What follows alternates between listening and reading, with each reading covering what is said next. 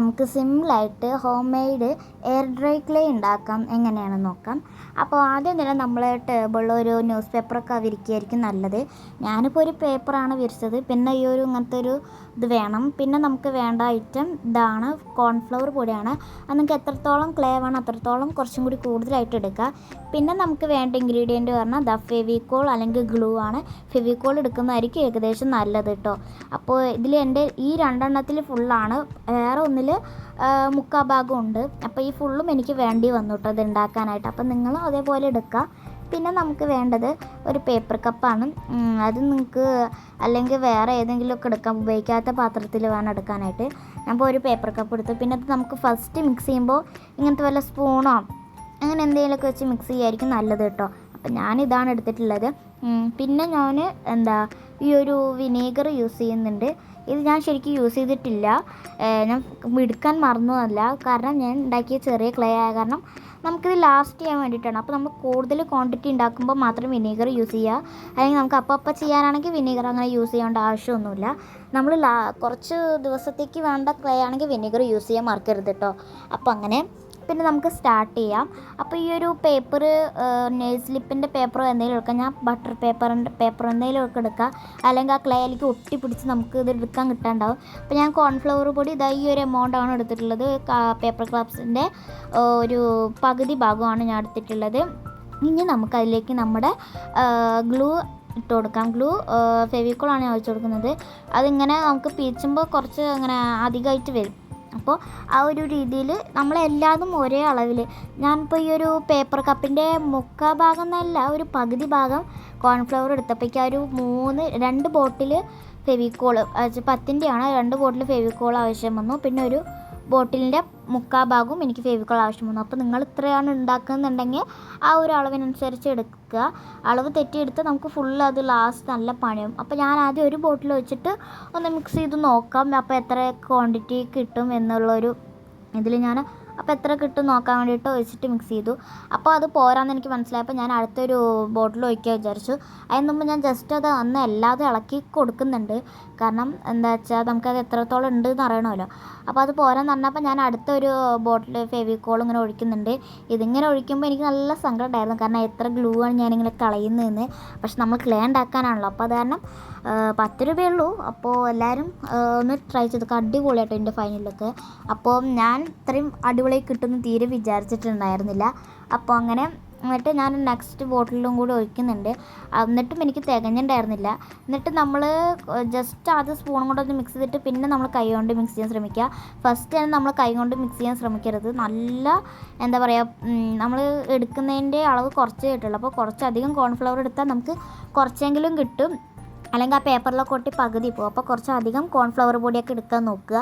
എന്നിട്ട് നമ്മൾ ഇങ്ങനെ മിക്സ് ചെയ്തിട്ടുള്ള ഒരു ഇതാക്കി എടുക്കുന്നുണ്ട്. ഇങ്ങനെയായിട്ടോ നമ്മുടെ ക്ലേ. അപ്പോൾ എൻ്റെ കൈയൊക്കെ ഇങ്ങനെയായി, ടേബിളൊക്കെ നല്ല കോലായിട്ടുണ്ട്.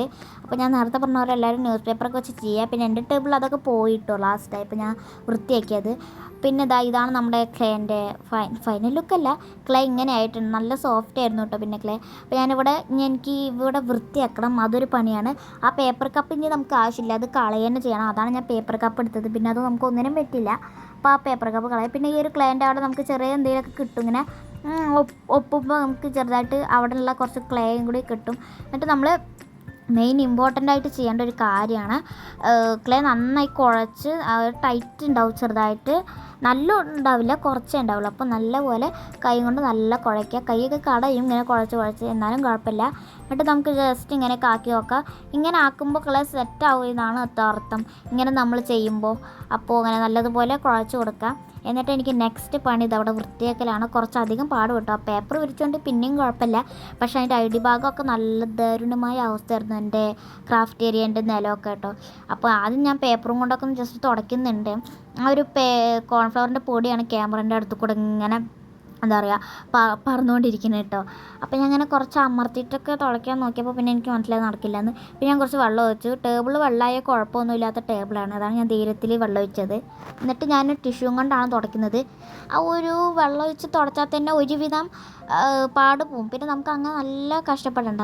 നമ്മൾ ആദ്യമേ ഇങ്ങനെ ആക്കിയ നല്ല പാടാവുന്നതിന് മുമ്പ് ഞാൻ ആദ്യം തന്നെ കുറച്ച് വെള്ളം ഒഴിച്ചിട്ട് എന്താ പറയുക ടേബിളൊന്നും തുടച്ചു. ഇതിങ്ങനെ കാണിക്കേണ്ട ആവശ്യമൊന്നുമില്ല. ഞാൻ നല്ല നല്ല പാടുകളൊക്കെ ഉണ്ടായിരുന്നു, നല്ല കട്ടിലുള്ളത്, അതൊക്കെ അങ്ങനെ തുടച്ചു. അപ്പോൾ ഇതാണ് നമ്മുടെ ക്ലേൻ്റെ ഫൈനൽ ലുക്ക്. നല്ല എന്താ പറയുക, നല്ല സോഫ്റ്റ്, നല്ല അടിപൊളി ക്ലേ ആയിരുന്നു. അപ്പോൾ എല്ലാവരും ട്രൈ ചെയ്ത് നോക്കണം കേട്ടോ. നല്ല അടിപൊളി എയർ ഡ്രൈ ക്ലേ ആണ്. നമുക്കിതിൽ ലോഷൻ അപ്ലൈ ചെയ്യണം. ഞാൻ ലോഷൻ അപ്ലൈ ചെയ്ത് കാണിക്കാൻ പറ്റിയില്ല. ലോഷൻ അപ്ലൈ ചെയ്താൽ ഒരു നല്ല സ്മെല്ലുണ്ടാവും, അല്ലെങ്കിൽ നമുക്ക് ആ ഫെവിക്കോളിൻ്റെ മണമൊക്കെ ഇങ്ങനെ നല്ല അടിക്കും. ആ ഒരു ലോഷനൊക്കെ ആക്കി നല്ല അടിപൊളി സ്മെല്ലായിരിക്കും. ഞാൻ ലോഷനാക്കി കഴിഞ്ഞു കേട്ടോ. നല്ല അടിപൊളി വൈറ്റ് കളർ ക്ലേ, നിങ്ങൾക്കത് കണ്ടാൽ തന്നെ അറിയാം, നല്ല ടെക്സ്ചറാണ്. ഇങ്ങനെയൊക്കെ ജസ്റ്റ് ഒന്ന് ആക്കി കൊടുക്കുക.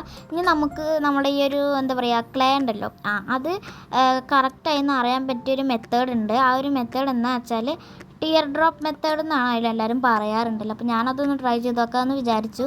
അപ്പോൾ പെഗ് ബോർഡ് അപ്പുറത്ത് ഇരിക്കുന്നുണ്ട്, അതിൻ്റെ ഫുൾ പണി കഴിഞ്ഞിട്ടില്ല. അതൊക്കെ കഴിഞ്ഞിട്ട് നിങ്ങൾക്ക് എന്തായാലും കാണിച്ചു തരാം കേട്ടോ, ഓർഗനൈസർ ചെയ്യുന്നത് പെഗ് ബോർഡിനെ. അപ്പോൾ ഇങ്ങനെയാണ് നമ്മൾ ടിയർ ഡ്രോപ്പ് മെത്തേഡ് ചെയ്യുക. ഇത് കുക്കിംഗ് മെത്തേഡല്ല ഞാൻ ചെയ്തിരിക്കുന്നത്, ഞാൻ ചെയ്യുന്നൊരു മെത്തേഡാണ്. അപ്പോൾ എന്തായാലും അടിപൊളി ടിയർ ഡ്രോപ്പ് പോലെയൊക്കെ എനിക്ക് കിട്ടിയിട്ടുണ്ടായിരുന്നു. നല്ല സോഫ്റ്റ് ക്ലേ ആയിരുന്നു, വൈറ്റ് ആയ കാരണം എനിക്ക് നല്ല ഇഷ്ടപ്പെട്ടിട്ടുണ്ടായിരുന്നു. ഇത് കുറേ ചാനൽ ഇൻസ്പയർഡ് ആയിട്ടാണ് ഉണ്ടാക്കുന്നത്. അപ്പോൾ അങ്ങനെ കണ്ടോ, ഇങ്ങനെ നമുക്കിങ്ങനെ ആക്കാൻ കിട്ടുമെങ്കിൽ അടിപൊളിയായിട്ട് നമ്മുടെ ക്ലേ സെറ്റ് ആയിട്ടുണ്ട് എന്നാണ് അർത്ഥം. അപ്പോൾ പിന്നെ ഞാൻ ഇങ്ങനെയും വലിച്ചിട്ടും ഇതൊക്കെ ആക്കണമെന്ന് വെച്ചാൽ അപ്പോൾ കുറച്ചും കൂടി സോഫ്റ്റ് കണ്ടോ. ഇങ്ങനെ ആക്കുമ്പോൾ ഇതൊക്കെ ഇങ്ങനെ ആക്കുമ്പോഴൊക്കെ ഭയങ്കര സാറ്റിസ്ഫാക്ഷനാണ് നമുക്കിങ്ങനെ ആക്കുന്ന സമയത്ത് കേട്ടോ.